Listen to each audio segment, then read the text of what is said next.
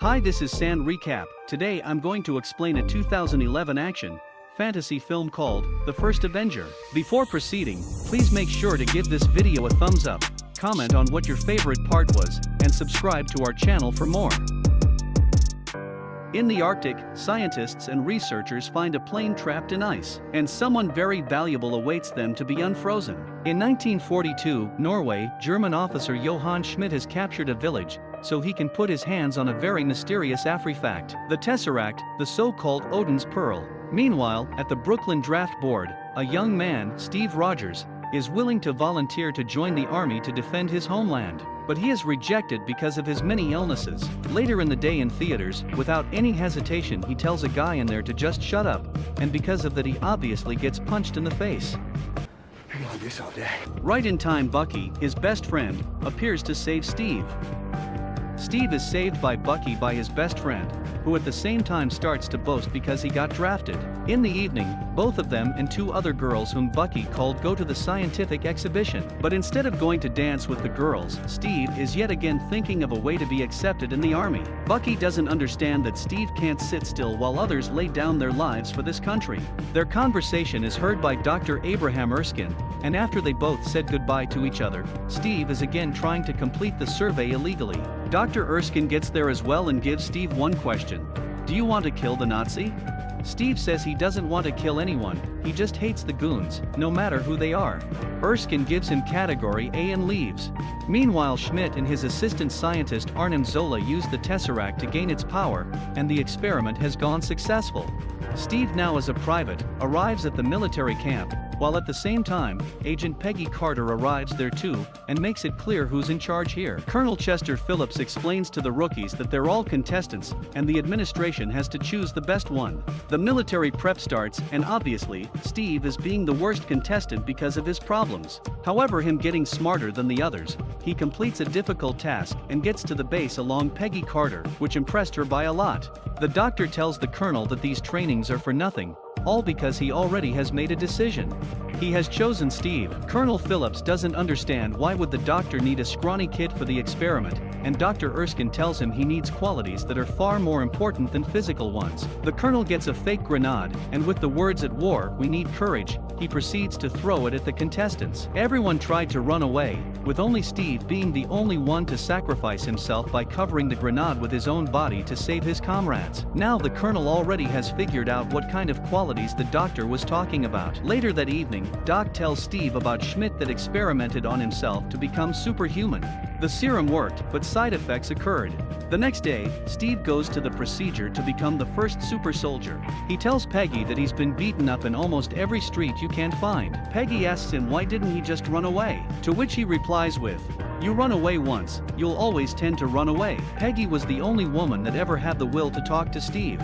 Finally, they arrive to the secret laboratory, and Steve is getting the procedure. He takes it and transforms himself beyond recognition.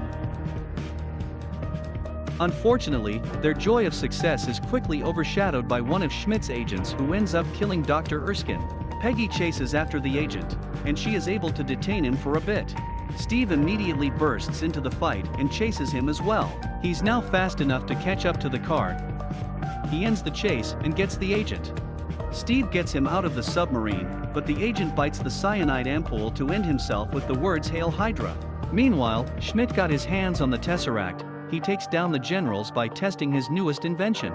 Due to Dr. Erskine's death, continuing the super soldier serum is impossible, and Steve is too much of a valuable exponent which cannot be risked until he is studied. By examining the submarine, Howard Stark, the best engineer in the whole country, says that the military army couldn't even dream of such inventions. Colonel Phillips adds that he got a new order to attack Hydra while there is a possibility. In the meantime, Steve got himself a new job. He becomes Captain America, an actor to attract a high number of volunteers.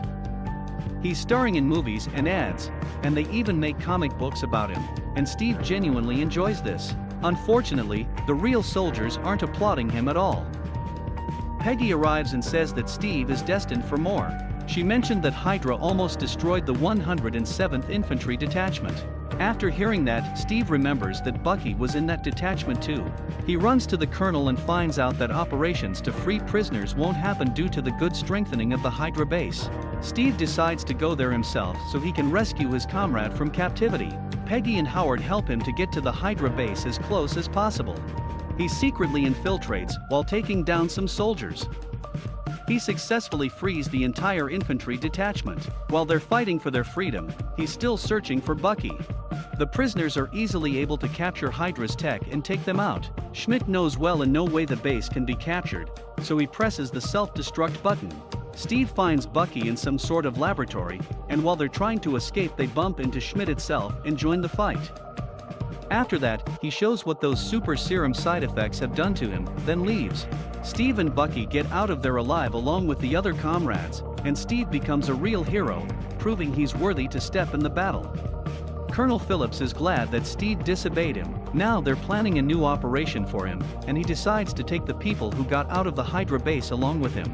Peggy comes to Steve hinting that he should ask her for a dance, and Bucky is simply shocked Peggy didn't even look at him next to Steve. Arriving at the new equipment experiments, one of the female workers there kissed Steve. Peggy sees that and she gets incredibly jealous. And then she's testing Cap's new equipment. The shield is made out of vibranium, the most resistant, lightweight, and rarest type of metal in the world. Cap and the team start to destroy one Hydra base to another. Soon enough, their main target becomes the train.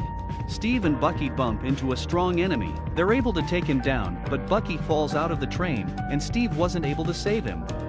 The train is captured and so is Dr. 𝐌𝐚𝐝𝐿𝐬. He's saying that the Red Skull will attack immediately everywhere. 𝐒𝐿 indicates a strategic bomber. Peggy comforts Steve that is grieving over his friend. 𝐒𝐿 is planning to blow up half the planet to show his godlike power, and meanwhile, a new operation is planned for our captain to stop him. He gets into their base, then he gets captured. But that is what the plan was all about. While the team is fighting the soldiers, Cap pursues 𝐒𝐿. Although unfortunately, he manages to get on his plane.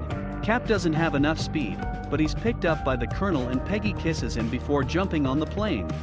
He gets inside and manages to take out a couple of pilots, and he almost fell off the plane as well, but gets back on it easily afterward. The fight starts once again and Red Skull comes out on top.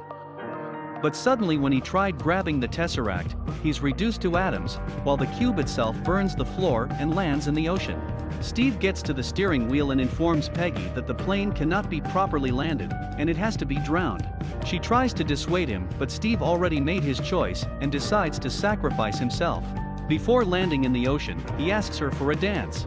She accepts, but the connection is terminated. She and the colonel figure out that Steve has died. The war is over, but Howard keeps trying to search for Steve, and even finds the Tesseract itself, and so Captain America becomes a hero. Although we are shown that Steve is still alive and wakes up in a hospital, but notices something is out of place. He was already live at the match that is broadcasted on that radio. He bursts out of the room and escapes a weird building. Steve gets outside and he finds himself in the modern era of New York. The CEO of a secret agency explains to Steve that he has been frozen for 70 years.